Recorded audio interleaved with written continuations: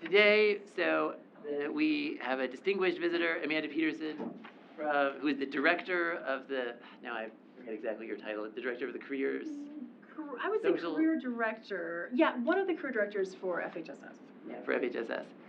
But she is a real asset to our college because she's extremely good at knowing how to build a network and knowing how to present yourself to people you don't know and also to people that you do know. So this is a talk at which I have learned a lot in the past. So it's like some good information for all of us. So we can all do this, and then we can go lots of parties. That's right. So you were coming. You are welcome. Oh, I always, since having children, oh my goodness, I am mic'd, aren't I? Since having kids, I always thought it was mean that Halloween is like on a day of the month. It should be like the last Saturday or something. Those poor teachers tomorrow, right? Okay, so yes, my name is Amanda Peterson, and I've been here for 3 years now, almost exactly. And my background before, well, maybe I'll move to the next slide. That's a giant picture of my face. I'm sorry, like it looks really huge in here. So I'm first gen. I don't know if anybody else is first gen. Anyone wants to admit to it?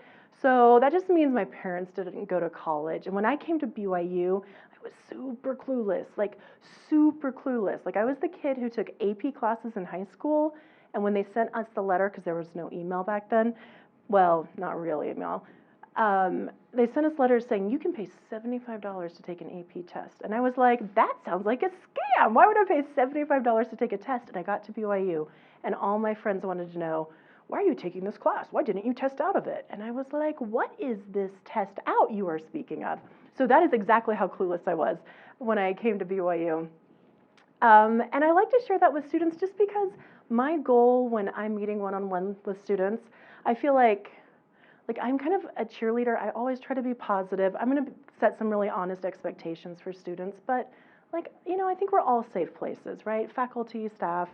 Anyway, love that. I started my work in the career space 18 years ago at Harvard Law School. I was in charge of all the first-year law students, and so I had to meet with all 550 of them. Harvard's one of the biggest law schools in the country, and it was fascinating. And one thing that was so fascinating about it is I had to review all of their resumes.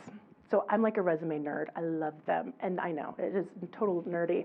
But what was interesting is we really had to work to make their resumes longer because many of them had gone to, Ivy League undergrads, and they had a major, and maybe they had done like one journal, and their resumes were like this long. I mean, they had great GPAs and great LSAT scores. But already at BYU, our undergraduates coming in have longer and more, I would say, richer resumes than those incoming first-year law students at Harvard. So good job, you. Like, that's awesome. I mean, that's pretty cool. I moved into, after I did that, and then finished my master's, mine's in public admin, and then I moved into corporate training. I did that for over a decade, and then I just really missed students. I was doing seminars for Delta and JetBlue and finance companies, and I'd go once or twice, maybe 3 times, and that was like the extent of the relationship. And I thought, what I miss? I miss higher ed. I miss working with students where, you might just see them once or twice, but you'll see them around the halls. You will, sometimes even now, having been here 3 years, I discovered that there's students that I think have been here the whole time, but they disappeared for a mission, they've come back, right? So that's just a fun thing. But I love working in higher ed. It's a happy spot for me. I've got 3 kids, and the reason I bring this up is because I love to share this statistic. Now, how many of you all are from we call it the Mormon cultural region. This is like Arizona, Nevada, Utah, Idaho. Okay, a couple of us. All right, well, let me share this stat. It's Utah specific. Now, I grew up back east, just so we know, east of the Mississippi, always, always, always. The first time I ever crossed the Mississippi was when I flew by myself on a plane to Utah, to BYU. My parents are converts, so I don't have converts from back east. I don't have people in this part of the country. Anyway, so I had this assumption about what women did in Utah and about how they might have followed general cultural trends of the dominant faith. But what we discovered, so right now statistics are showing that for women in Utah. And the reason I'm sharing, I know you're all not women, but you're going to be married to a woman maybe, or you have a mother, or you have a sister or a cousin. What the stats show is that for women who have children ages kindergarten through 12th grade, 3 out of 4 of those women are in the workforce. And that number surprised me. It shocked me even. I was like, that doesn't sound right. But it is. It's true. I mean, I think some of it has to do with family pressures, cost of living, the price of club volleyball. Anyone, right? Like, it's brutal. Braces, all that good stuff. Anyway, and one reason I share this stat is because some of you may decide to take a career break at some point. Women do, men do. I'm seeing an increasing number of men that want some stay-at-home time. But the reason I'm sharing that is if you choose to stay home, it's so valuable to meet with your career director to have a conversation, because the likelihood is that you will not be home forever, or even if you're not planning on working full time after a break, you're still going to be contributing to the community in a way. And especially if you're in like the political science IR space, you want to contribute to the world. One of my favorite friends from high school back east, well, I guess she's like a little younger than me, but she came to BYU, got IR, did an IR degree, went to Arizona, was a stay-at-home mom for years and years, and now she's the executive director for Days for Girls. You know Days for Girls? Okay. And just like did this really interesting adventure, and she started volunteering with them. And so if you're going to take a career break, like, let's be intentional about it. I want you to have intentional experiences if that's what you decide to do. Like, I don't think you're going to be the playground monitor, because unless you're really interested in education policy and recess, right? Like, we want you to have a meaningful experience, and that might be volunteering in the community. It might be serving on a municipal board, which I've done I've done that several times, and I love that. I love that giving back, and it's kept my professional skills sharp, so that when I decided to go full time, because I was really bored just working part time. Like, it was really easy to just slide in that door. So anyway, as a woman, that's always something I like to talk about when I'm in front of students. Okay. So questions for you. I love this quiz. All right, how many jobs do you think are filled through networking? Can you see those numbers? 50%, 74%, 80%. Yes? Okay, how many of you feel like that's a good? Yeah? That is in fact correct. All right, employers looking at you on LinkedIn when you're applying for something, low-key stalking. How much of this is happening? What do you think? You're nodding your head. What do you think? About 92, 97. Yeah, 92. And I will say, just having been in the HR space for a while, I always, I'm going to try to find you on LinkedIn. If you foolishly have a public Instagram account, I'm going to look at that, right? I have opinions about that. If you're not an influencer, keep it private, unless you want everybody to know what you're up to. But yeah, an important statistic. Okay, time spent on resumes. Okay, what do you think? It is. It's 5 to 7 seconds. I'm a pro. I've been doing this for a long time. I would say like 3 to 4 with me, which is important. How many mistakes can you have before we throw it away? Come on, you got hands. How many do you think? Yeah, totally. I want to say just something about the time spent on resumes. I never know with a group of students how much time I actually have, right? Because students sometimes have questions. But I want to share some research that we did, my colleagues at UVU. So they're allowed to take public money because they're a public institution. So Vivint gave them some money, and they gave them some eye tracking software. And so what they did, the Career Center there pulled in like 500 recruiters and had them look at resumes and tracked where their eye went, because we see a lot of resumes in this space. We see 2 columns, we see, things created on Canva with different fonts, and we just wanted to see what people thought about it. And it turned out that your 2-column format resume, when you have 5 to 7 seconds, their eyes spend most of the time kind of bouncing back and forth between the 2 columns because they can't quite figure out where to go.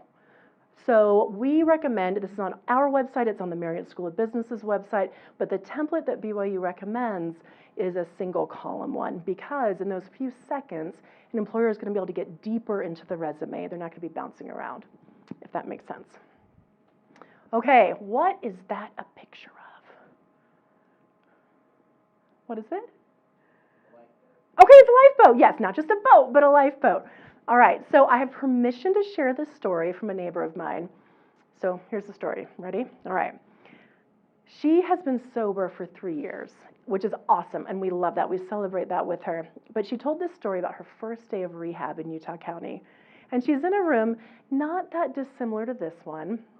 And everybody's sitting there kind of nervous, waiting. And all of a sudden, it's time to start, and this dude walks in, and he's like, okay, everybody, welcome, welcome. We're going to do this thought exercise. You all are on a sinking ship. There's one lifeboat, 5 seats. Take 2 minutes and write down the name of everybody in this room that gets those 5 seats. Okay? Oh, that sounds tricksy, right? So it gives them the time, and at the end of the time, he says, okay, everybody stand up. And if your name is not on that lifeboat, you're not ready for rehab. You're out of here. Now, he was just joking. It was a thought exercise. But why do you think he said that? What was his point? If your name isn't on the lifeboat, you're not ready.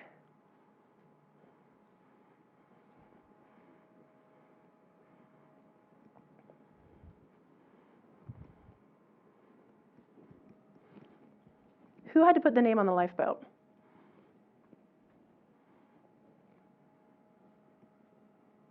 Who was doing it? Who was writing on the paper? Yourself. Yeah. Okay. And if you're not writing your name on that lifeboat, what might it be indicative of? You don't value yourself or have confidence in yourself, maybe. That was his point, right? His point was that if you don't value yourself enough to be rescued, and that makes sense in a rehab setting, absolutely, absolutely. Somebody else might say, well, it's Christ-like laying down your life for your neighbor. No, well, we're talking about professions here, people, careers. So what this is talking about, I share this with students, and I've shared it with a couple of Univ 101 classes, the new freshman classes. It's so fun. But really, like, this is this beautiful time in your life where you get to be a little bit selfish in a moral and ethical manner, right? You get to focus on you. You get to put you first. You get to take chances, and you have to show the hustle. This is not your mama's college education. It's not your dad's or your partner's or your siblings. Like, it's yours. And when you exit in however many years or semesters, like, that's it. You are no longer a cute college student. And employers and alumni are willing to bend over backward for cute college students. And when you're freshly graduated, I don't know, we just get stinky or something. I'm not sure why, but they're just not as accommodating. So this is the time to start building that professional network. It really is. Okay, so yes, let's talk about cliches just a little bit. We're going a few different places today. So sometimes on resumes, I will see students talk about their education, their experience, and then I'll see a skills section, all right? And they'll say things like teamwork, dependable, hardworking. And these are lovely phrases, but they are cliche. I mean, no one's gonna write on a resume, regularly show up for work 10 minutes late, right? Like, that is not gonna go on a resume. So, as you're thinking about your career journey, as you're thinking about conversations with other people, you don't want to tell me something. You want to show me, show me a story of a time when you were dependable. Maybe you were the lead research assistant, or show me a time when when you excelled at teamwork. Perhaps you had to collaborate with multiple departments to put on an event, right? Tell me a story, show me a story. Don't just give me a cliche, okay? Because that stinks. Also, we're more intelligent than that, right? Like, we're not cliched. Not at all, not at all. These are some things that are really important to highlight, whether it's on a resume, a LinkedIn profile, in an elevator pitch, because, well, people just like them. So entrepreneurship, why might that be important if you have that talent and ability? Actually, can I pick on you for a second? Sorry, tell me your name. Diego. Diego, okay. So you've done some summer sales. And is someone like following you around, telling you where to go and what to do? Okay, so what do you have to do? Figure it out. Okay. With other people's help?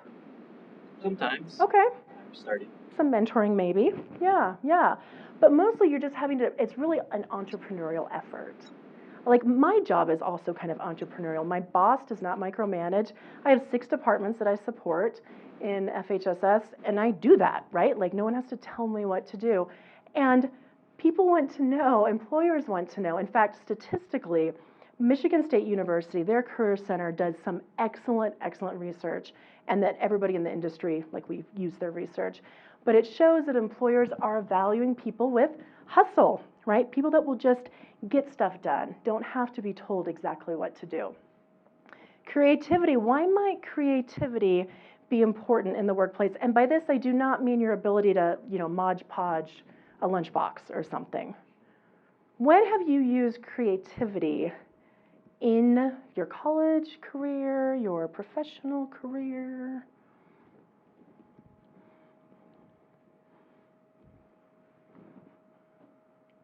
Okay.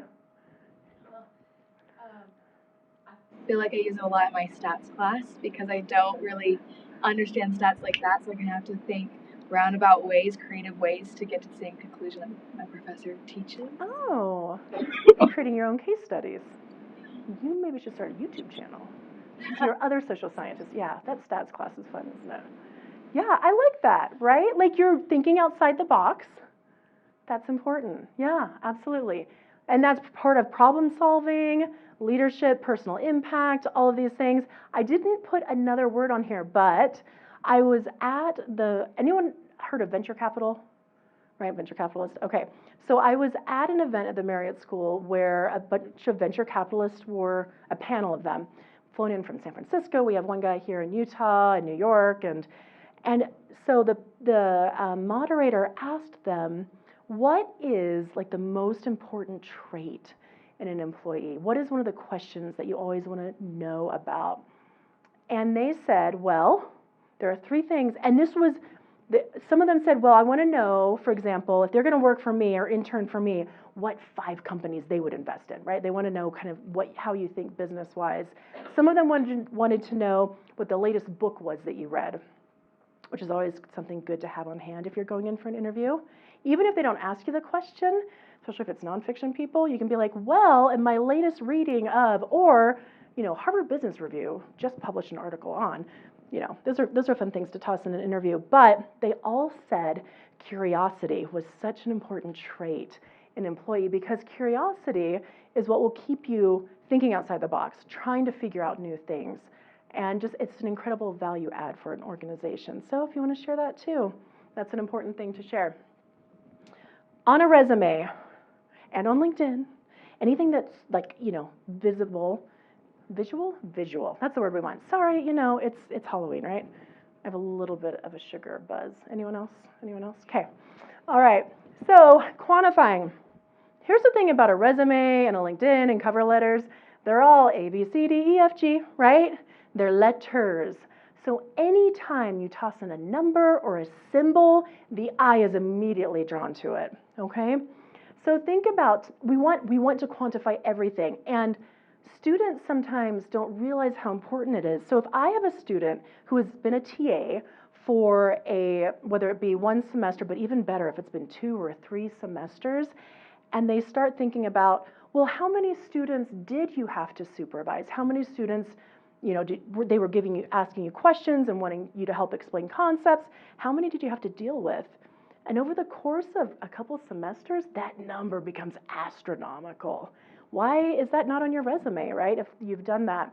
If you've been doing research, if you've been cleaning data, those numbers matter.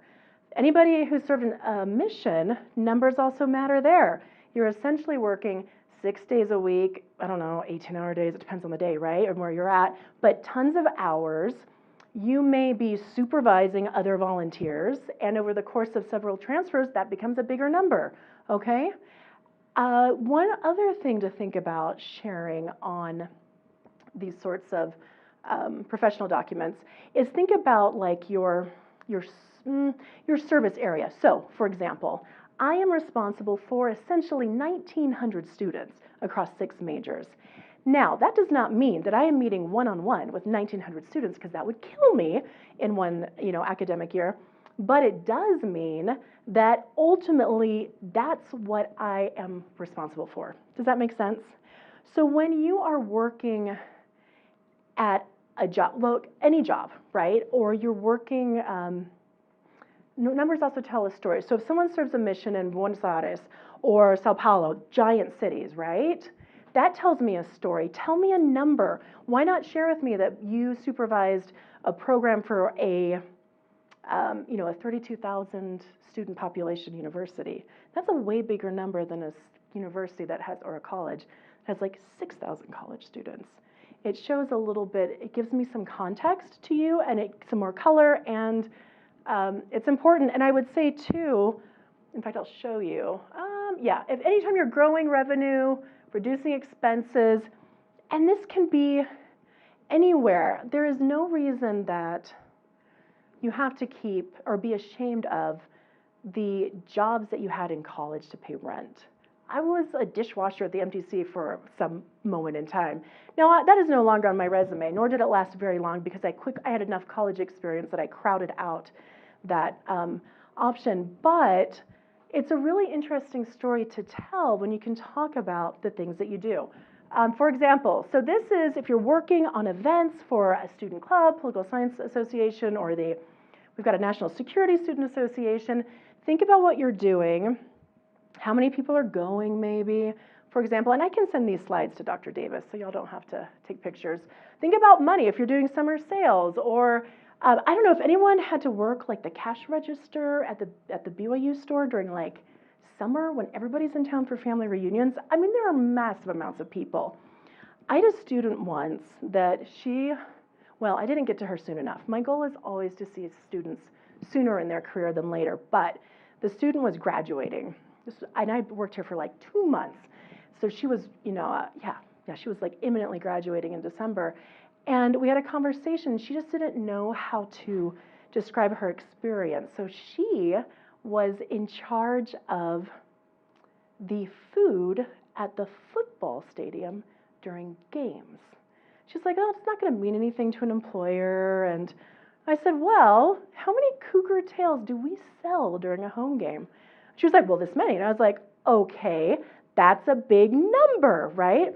How many times do you have to assess inventory during the course of a home game? Because sometimes the pizza runs out in one area, and you're checking like every 15 minutes to see how much stock we have on hand.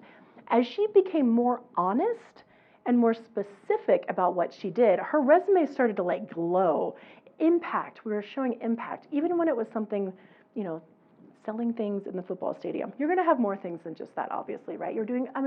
What I love about between poli-sci and IR, we have so much research going on.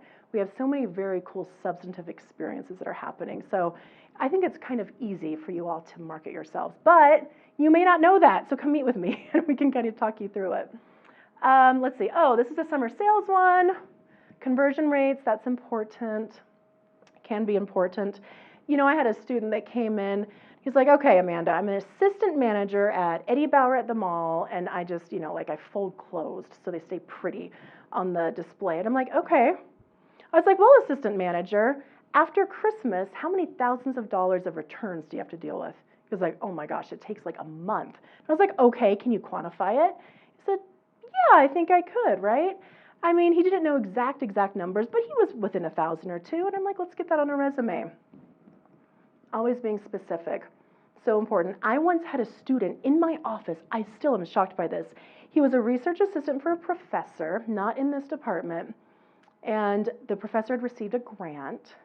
So he's doing research, right? And I said, well, where is the grant from? And he said, well, it's from the Bill and Melinda Gates Foundation. And I said, why is that not on your resume? It's like, oh, I didn't think it was important. Yes, it's so important. So important. So be specific. Okay, project list. I have one student in one of my programs. He is both an international student, so he has restrictions on working well, in the United States. He's also an athlete, and he is busy. Like he starts swimming at 6 or 5:30, I guess 6 o'clock in the morning, and he has classes, and then he has to go for a second workout at 2 p.m. and like till and then he's got to like fuel himself. That's like a full-time job feeding athletes, right? So he's so busy and he's stressed. He's like, how do I talk about myself? Because I don't have a job. He's got a great GPA or decent GPA, right? But he's like, I don't know how to do it. And I always tell students, what we often do, and for some reason we're kind of brainwashed into, is that when we look at experience, we think it's only paid stuff, right? But your coursework, the projects you're doing in class, the analysis you're doing, the papers you're writing, that's all experience. So sometimes what we might have is, instead of saying education and then experience, we might say education and research experience, or education and data analysis if you're on the analysis side, right? Or I had a student that really wanted to work with a federal agency, and so we did his like education and then international experience, which actually encapsulated a few things. It was BYU Jerusalem Center, a research project he had done with a linguistics professor, learning a native dialect in a mountain region of South America, and like his mission in Malaysia, right? We just it's the way we framed his resume. So if you're like, oh, I don't know, maybe it's just been like, maybe you don't want to highlight summer sales all the time, right? If that's not what you want to do professionally. Although I will say, professional sales is like a real career, y'all. If you're good at it, I mean, respect, okay? But anyway, if you want to do something, I just lost my train of thought. Okay, anyone remind me what it was? Summer sales, real job. Framing your experience, thank you. So if you want to talk about the things that you're doing in college, there is absolutely a way to frame those, okay? And that can be really interesting. And sometimes your BYU dishwasher MTC job is going to be just at the bottom under other, and that's okay. That's okay. Although there are some employers that really like to see people who've had real jobs. That's important to them. We have one staff member in the Washington seminar office, and she almost exclusively hires students who have fast food background because she knows that they will deliver, right? Like, I mean, if you don't deliver, they don't have any patience with you, they'll fire you, right? So that's just her, one of the metrics she uses. Any questions so far? I'm real chill, y'all can just interrupt. Yes. So, you were talking earlier about how the average time is like 5 to 7 seconds. Mm-hmm. So I know a lot of people recommend like having like at least a little bit like more concise resume with Mm-hmm. like highlighted things. So which of these things is like kind of the main like experience, job experience, or what would you recommend like being the main? Like, yes, so experience is going to be the experience that because your resume is always going to be tailored to each experience, whether it's a grad school or a specific role. So that experience section is important. I mean, education can be at the top. It's usually brief, right?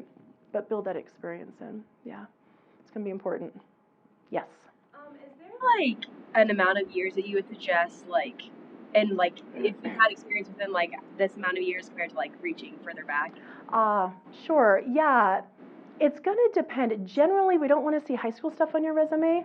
I mean, it's too far back, right? Especially if you've tossed admission in there. I mean, man, right? That's just really reaching.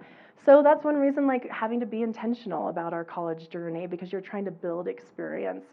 And yeah, like it's easier to do than you think. I mean, I remember when I was here, so I was actually a geography city planning student, and I've served on a couple of municipal planning commissions, so I volunteer, and I'm on a board right now, and I'm like volunteer at that space, but it was a bad fit for me. First gen, I was super not self-aware. But when I was here, they didn't have the Mary Lou Fulton undergraduate research thing, and I was doing research on environmental racism and urban gentrification, so I went over to UVU, found a professor, and I was like, who was doing a conference, and I said, yo, can I just present at your conference? And he was like, yeah, I'd love that. He was just looking for spots to fill, right? And I was looking for a line on my resume. So when I was applying to grad school and when I was applying to work in higher ed, I did 3 conferences over there because that's what I could get to. I also didn't have a car, right? So like I created an experience, kind of. And I think there's lots of opportunities to do that. I've had students that have started student clubs or associations just so they can have that on their resume. They were genuinely interested in that space, right? But being intentional, that's important. Yeah, it's good. Okay. Oh yeah. Why is, though, student clubs and associations, why do you think an employer might care about that?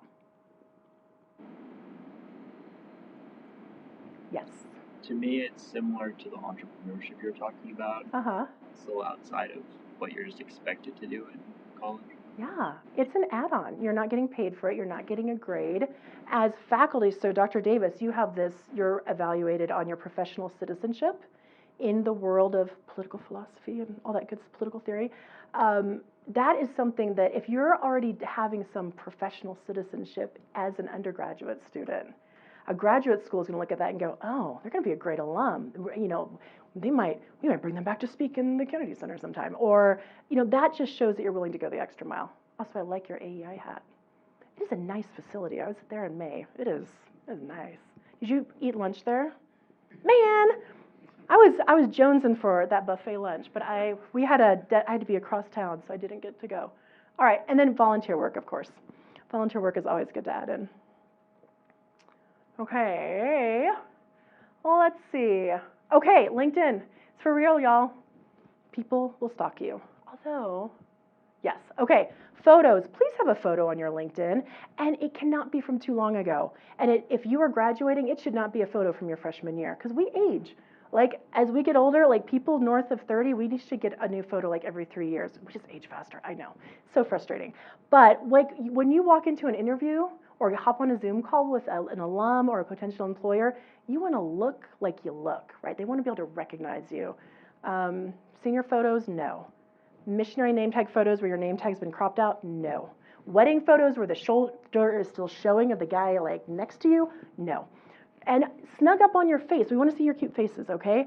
Those body shots where it's like torso up, too far away. We're talking like here, there, yeah. We need to get in and see that face, all right? Don't forget about that photo on the top. If you're not doing basic career hygiene, like putting photos where photos are allowed for free on a public professional, networking site, like that's not cool. So get a photo across the top. I've had students who, if they're destined for DC, they'll do a DC skyline, or if they really want to get back to home in Chattanooga, they'll put a picture of the Chattanooga Smokies, right? It just depends what you want to do. I think I've got like White Mountain because, I work here. But yes, because also you do need to connect and people need to see your face. I often will forget the names of students because I just have so many. I usually remember context, much of the context, but I need to see your face, right? I'll remember your face. I'll know that we met. I'll know that, oh yes, I've interacted with that student before. Don't we know each other? So please have your photo on there. Oh, let me see if I can get this. Forgot to check the volume on this one. How many of y'all have a LinkedIn account? Was that everybody? Wait. Okay, who doesn't? All right, girl. All right. Well, this is good. This is good career hygiene for all of us. So let's just see if this will play. One, pick a professional picture. Not just any picture. Can you hear that? More like these. Yes, that's the one. Number two, write a good headline.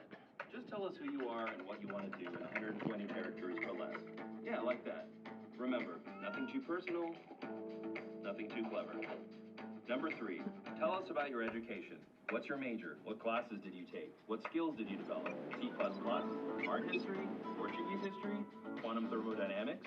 Yes, put those. Number four, list your experience. Give us your organizations, your achievements, your honors. President of the International Club? Yes. Volunteered building houses? Yes. Invented a cat toy? Yeah, sure, that counts. Number five, get recommendations. Prove you've got what it takes. Get managers, mentors, and professors to post something that says, this person is smart, hardworking, good-natured, and well-rounded, or something like that. And then you're done. You shout, this is me! You do a celebration dance. You feel good. You stand out. You know you're on your way, because there are jobs to be found and recruiters looking to find you as you watch this. That's right now, this very second. What are you waiting for? Go, find, be found. I will say the one caveat to this is if you are 120% sure that you want to work for the CIA, in which case you probably shouldn't have a LinkedIn account, okay? Okay, all right. If you're hired later in life, you can just delete it, but they're a little picky about those things.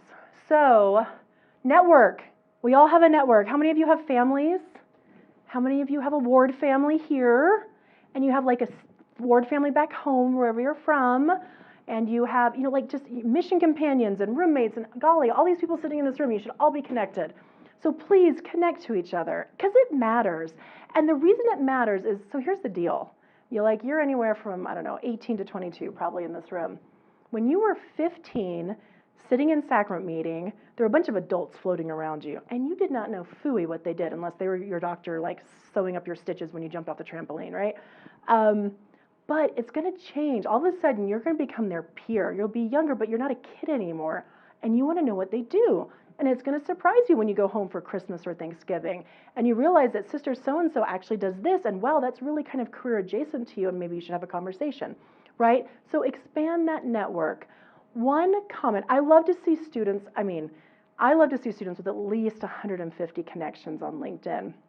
Now, caveat, if you do not have that many connections, do not try to make a bunch of requests tonight.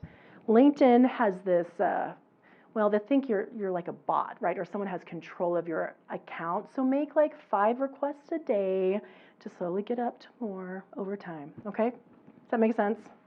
I know it's frustrating. I just like to get stuff done. All right, headlines.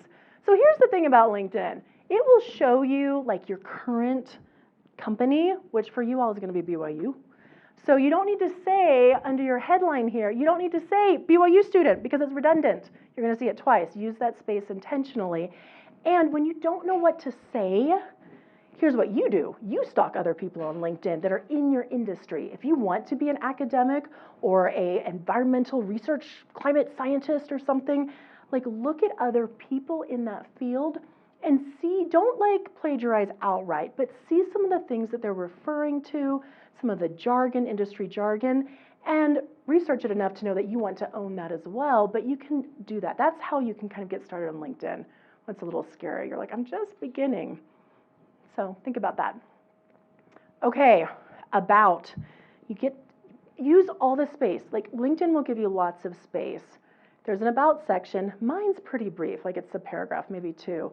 I have a colleague, and hers is as long as they gave her. It's like 8 paragraphs long. And I'm like, bully for you, that's great. But in your about section, like don't just tell me, I'm a BYU student, I'm interested in X. Tell me a little bit about your motivation, right? Once again, make yourself human a bit.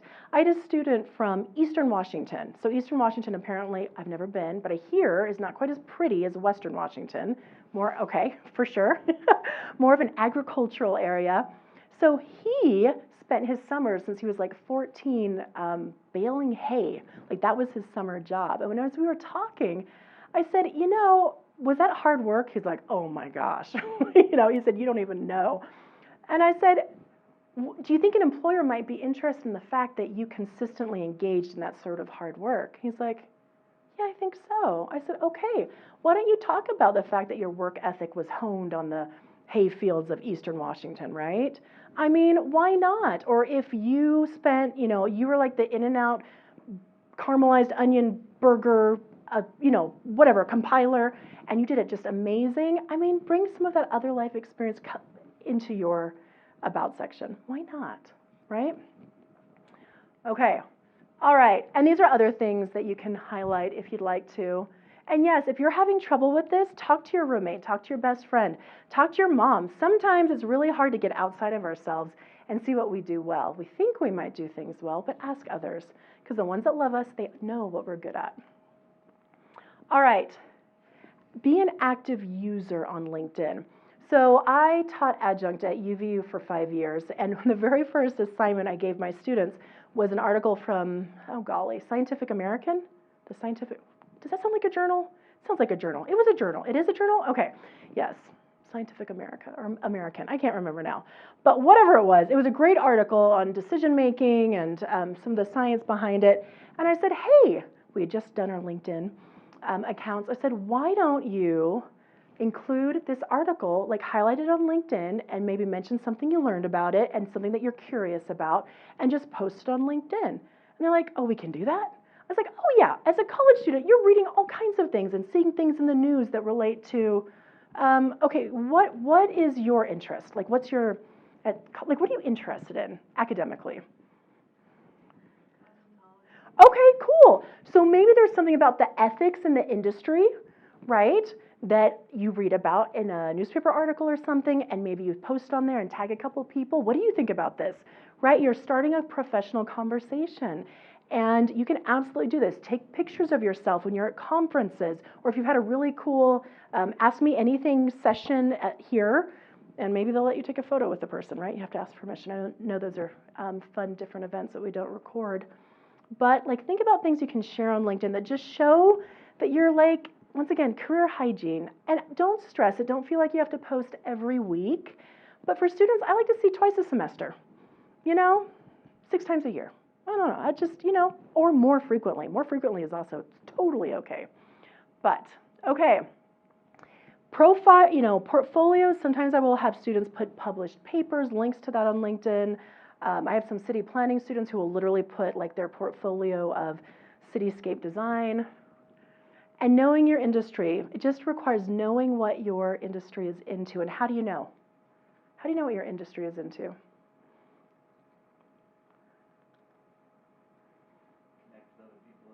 Hey, that's a good one. Yeah, go to the national conferences. Yes, get to know it. Okay, I'm going to speed through just a wee bit. Yes, I am. All right, I'm just going to keep on going. Okay. So, weak ties. This is a concept. You're more likely to get a job or a romantic partner through weak ties. It means you're not going to like date the person sitting next to you in class. You're probably going to like date the cousin of your mission companion's boyfriend. You know what I mean? Like this is how, but it's not like a very direct connection. You see what I'm saying? Jobs totally work the same way. So that's why it's so important to have those. As many connections as you can. And like you said, sir, informational interviews. This is the scary networking part. This is the part that some students say, well, that's just for the business school and it sounds manipulative and I don't want to network. And that's not what it's about. It's literally about gathering information. So if you're on campus and someone asks you, where is the MARB? I mean, it's kind of hard to give directions to the MARB, let's be real. Little directions to the Kimball Tower. Let's be more realistic, right? Tall building, easier. You're going to give them directions, but you don't expect anything. You don't expect them to come back with a thank you note or candy or, they're not going to name their firstborn child after you for giving directions. That's what networking is. It's about giving directions. And here's the psychological fun part of networking. So let's say, actually, let's do this. I had someone come and do an informational interview with me yesterday. Someone from the MPA program, they said, wow, I really like the career space. What would that be like? And I will tell you what happens psychologically. I feel flattered, right? I'm like, oh, he sees me as an expert or worth having a conversation. That makes me feel good about myself, right? That's total natural human experience. And because I feel good about, he made me feel good about myself, I'm going to feel good about him. I think I'm going to like him. Like I'm going to have a very positive association with this person. So generally, people that you're going to have conversations with, they feel honored and happy to help out, unless they're crazy narcissists, which we hope they're not. But they just, you made them feel good. They like you. It's a good thing. It's a good thing. Okay, let's see. Can I please say research? Research. This is one of the things that I feel like sometimes students fall down on. We're so good at researching papers and theories and countries. What we're not always so good at doing is researching companies. So when we meet with someone, an expert in their field, do not ask any question that Google can answer for you, okay? What is their view on diversity, equity, and inclusion? You can Google that, and I can guarantee there's an answer somewhere. Do not ask them, well, what are the different divisions at your company? Because you probably can find that on the internet, right? Go deep and try to figure out what's going on. Also, we're good at using Google search and Google, like images, love Google Images. Don't forget about Google News, and you should put your company into there, or the company that the person you're going to talk with, that they're affiliated with, because every once in a while there'll be like a press release or maybe something like sketch that happened, and you need to know about that ahead of time. You don't want to step in something while you're having an interview. So just be wise. Wise as serpents. What's the rest of that scripture? Yes. Thank you. Indeed. Okay. Always follow up. Please, thank you notes, yes. But here's the thing. If you are having a conversation, let's say, anybody from the South? Where are you from? Oh, I love Tennessee. It's so pretty. Okay. Anybody else from the South? Where are you from? Oh, yeah. I love Texas. Where? Oh, I used to live there. Best. When they do BYU Texas, I'm going. Houston. Okay, also great. Okay, well, let's just play pretend. None of you said Georgia, which is where I grew up. So, Georgia. oh, rock on. Okay, so Atlanta Braves. Love the Braves. I used to listen to them while I was doing my algebra homework and pre-calc and everything. Why? But I have a positive association for some reason. But let's say that I'm meeting with someone, I find out that we both like the Braves. What I might do, if I see something in the news a month later, I might just tag them and say, I might put it on LinkedIn, I could just send them an email, say, hey, it was so good, it was so funny, I saw this and I thought of you, right? Or if they're an expert on, Madagascar's influence on something, because I don't know what it would be, maybe you tag them again if you see Madagascar in the news, right?